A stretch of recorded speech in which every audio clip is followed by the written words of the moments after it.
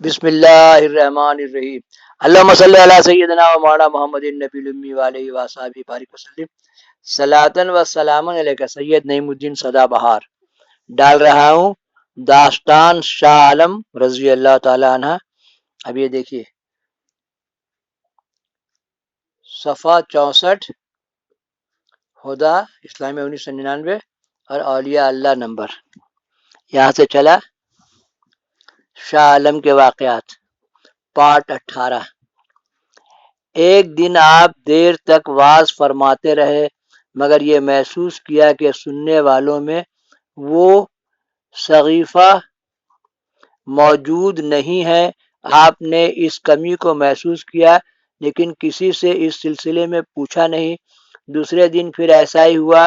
آپ دیر تک متجش نظروں سے انہیں تلاش کرتے رہے مگر ان کا کہیں پتہ نہ تھا۔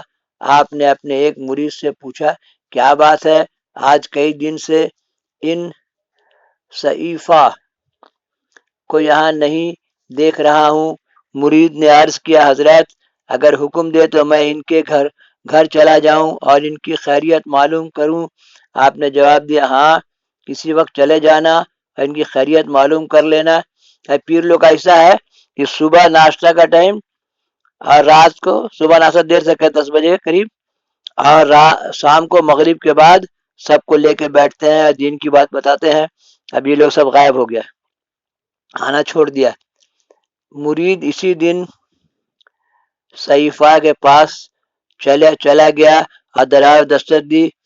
بڑی بی نے دروازے پیچھے سے پوچھا کون؟ مرید نے جواب دیا میں حضرت شاہ عالم نے بھیجا ہے۔ اب پوچھا ہے کیا بات ہے جو آپ حاضر نہیں ہو رہے ہیں؟ بڑی بی نے کہا صاحب کو میرا دست بسلام عرض کر دینا اور کہہ دینا کہ آج کل میں بہت پریشانی میں ہوں، وہ میرے حق میں دعا فرمائے کہ خدا میری مشکل آسان کرے۔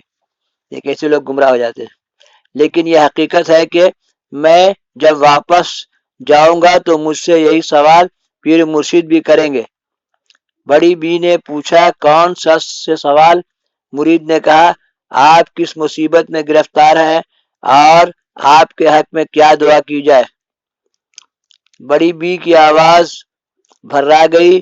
انہوں نے روحاسے لہجے میں کہا پیر مرشد سے کہہ دینا کہ میرا ایک ہی بیٹا ہے 16-17 سال کا، آج کل وہ اتنا سخت بیمار ہے کہ کیا عرض کروں، معلوم نہیں خدا کو کیا منظور ہے۔ مرید نے پوچھا وہ کیسے بیمار ہے؟ خاتون نے جواب دیا طبیب کہتے ہیں کہ اسے تپ محرقہ ہے۔ مرید نے نیا سوال کیا طبیب کیا کہتے ہیں اس کے بارے میں؟ خاتون نے جواب دیا وہ کہتے ہیں کہ دعا کا وقت شروع، دوا کا وقت گزر گیا۔ مرید نے پوچھا اگر یہ بات تھی تو آپ پیر و مرشد کے پاس کیوں نہیں آئے؟ اللہم صلی علی سیدنا و مولانا محمد النبی الامی وعلیہ وصحبہ بارک وسلم۔ صلاۃً و پیر کو اپنا سب بات بتانا چاہیے اور پیر سے خط و کتابت کرنا چاہیے۔ پیر سے کوئی بات بھی راز میں نہیں رکھنا چاہیے، اس لیے کہ پیر میں اگر کوئی بات عجوبہ سمجھ میں آئے تو اس کو مصلحت الہی سمجھنا چاہیے۔ اللہ تعالیٰ شرک کے علاوہ سب گناہ معاف کرے گا۔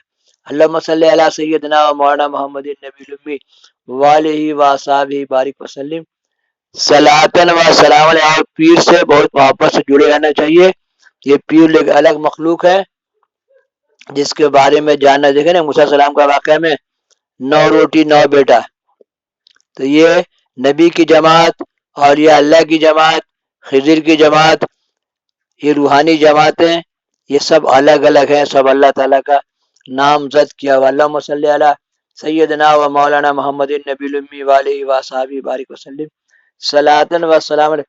سید نعیم الدین کی سدا بہار باتیں سنیے، سنائیے، لائک شیئر کیجیے، گھنٹی بجائیے، اور یہاں سے پارٹ 19 شروع ہوگا۔ پارٹ 19 داستان شاہ عالم رحمۃ اللہ علیہ، اللہم صلی علی سیدنا و مولانا محمد النبی الامی والہ و صحابہ بارک وسلم. کہیں لکھا جاتا ہے رحمت اللہ رضی اللہ تعالی عنہ، تو اس میں کوئی فرق نہیں ہے. میں نے کہا جاتا ہے کہ ان پر اللہ کی رحمت ہو، پھر اللہ تعالیٰ ان سے راضی ہوا. اللہم صلی علی سیدنا و مولانا محمد النبی الامی والہ و صحابہ بارک وسلم. صلاۃ و سلاما علیک یا رسول اللہ صلی اللہ علیہ وسلم.